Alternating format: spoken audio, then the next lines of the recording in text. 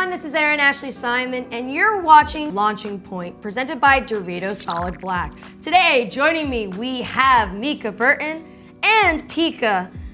Mica, this looks like your photo on your Instagram. Tell us a little bit more about this. Yeah, that's my Comic-Con badge from 2015, which is wild. This was my first Comic-Con badge as a professional. Going on the floor and having to interview all the devs before even like people started setting up booths at E3. Insane experience to me. So this is definitely a little bit of nostalgia of seeing my first professional Comic-Con badge. I would love to one day set up all of my con badges in order of like, I just liked the stuff to like, I work for the stuff. Yeah. Oh man, okay, wait, so. This is my first ever like viral video. I was trying to make a backward shot, obviously, and the ball just went straight up in the air and just hit me in the head. And it's funny because my nose was bleeding after that, but I was like, this is hilarious, I'm gonna post it. I didn't think it was gonna go viral. It was my first time being in like that light, and I hated it. I was like, no, I can't do this. Like, now that I look back, I'm like, that's funny, like I'm gonna embrace it. Now, ladies, what is your launching point? Probably before I could read, I played Pokemon Yellow on the original Game Boy Yellow color. From there, my dad and I bonded over video games because he's an actor, he was always gone, but he would come home, play GTA with me, which really he shouldn't have. I was a child, and we played GTA, Tomb Raider, Myst. From there, I discovered streaming, and I streamed in college, and I was getting my BFA as an acting major in Michigan, and I kind of grew this tiny little fan base from streaming and gaming and stuff like that. It just kept spiraling on itself, and so now I'm here. So I guess, yeah, it all started with Pokemon. I didn't have much friends in high school. Like, I had a solid group, but most of my friends did game, so we spent more of our time gaming. And besides basketball, went to college, and then COVID hit. So I was in my last year of college, and I learned about TikTok. I saw people posting stuff about NBA 2K, and I was like, oh, I could talk about that all day. From TikTok, I kind of just started growing, and I got offers to do broadcasting for NBA and stuff like that. So yeah, I would say my launching point was really like COVID time. Like, it was a tough time for a family, but it also was a time where I kind of learned what I wanted to do in my life. How did you two work to find your identity through this process? Building a fan base, I wanted to be completely separate from my father, who has his own very large fan base. And I didn't want anybody to think that, you know, I was only doing this because of him, you know, like I didn't want to be associated with him in any way. So I think that taking the gaming route at first completely established who I am, and like, I'm not Mrs. Reading Rainbow. Obviously, I curse. I'm not for children, you know, I do cosplay. Like, I wanted to make my love of Star Wars very clear versus Star Trek. It's been a very long road of feeling like I needed to prove myself, but now that I feel like I have, I love interacting with him publicly. I love saying like, yeah, that's my dad, it's really cool, we game together, you know, we love to do content together. I would say just like having a good foundation behind you. My mom, my sister, they're really supportive.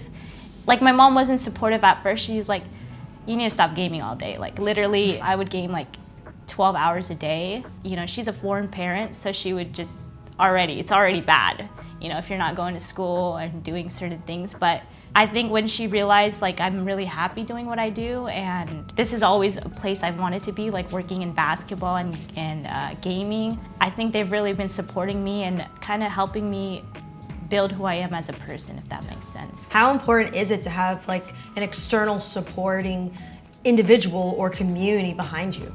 Having people that were saying, you know, you are doing this because you are passionate about making this world a better place, and that's what we love about you, and like, you have a good heart, and like, screw what the haters say, you know, like really keeping me centered and grounded was just so valuable to me. Yeah, it's a really big part. I feel like a lot of people, they struggle because they don't have that, and I commend them because I wouldn't be able to be where I am without them. You know, my mom supported me through quitting my job.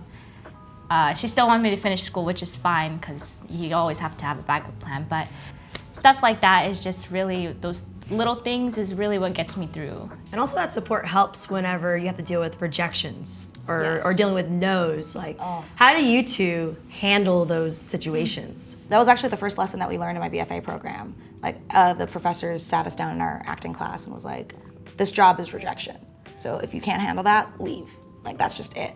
I think having that preparation, knowing that, has helped me for a lot of rejection in the gaming world as well, because it's also not just rejection like you audition for something and you don't get it. It's rejection based on who you are. Yeah. It's rejection from the space itself. Yeah. That acting school did not prepare me for, but thankfully, like we were talking about, the support system really helped. It's just really sticking to who you are and sticking to your guns even when it's hard. Rejection at first is really hard. You kind of get demotivated, you don't want to do anything.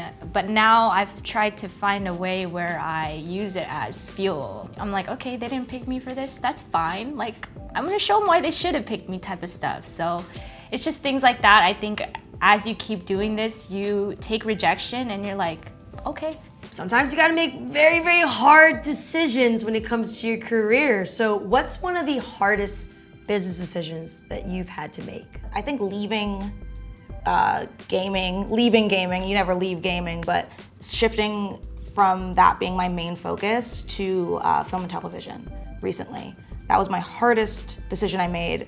I think especially because it's what built me, you know? I love the community. I'm not gone from the community. I still love hosting and I love going to cons. I think that's why I come back every so often, because it's like, I can make the choice. I'd say for one, coming out, I didn't really come out, like I didn't announce it like, hey, I'm coming out. I kind of started just posting about my girlfriend. It was a little tough because, you know, after you come out, you say like, hey, I'm gay. They're like, oh, so she's transgender, she's this. They just start saying random crazy stuff. So I think that was a little tough for me, just like going out in public and saying like, hey, like I like women, like it's not easy. I had to go through that as well.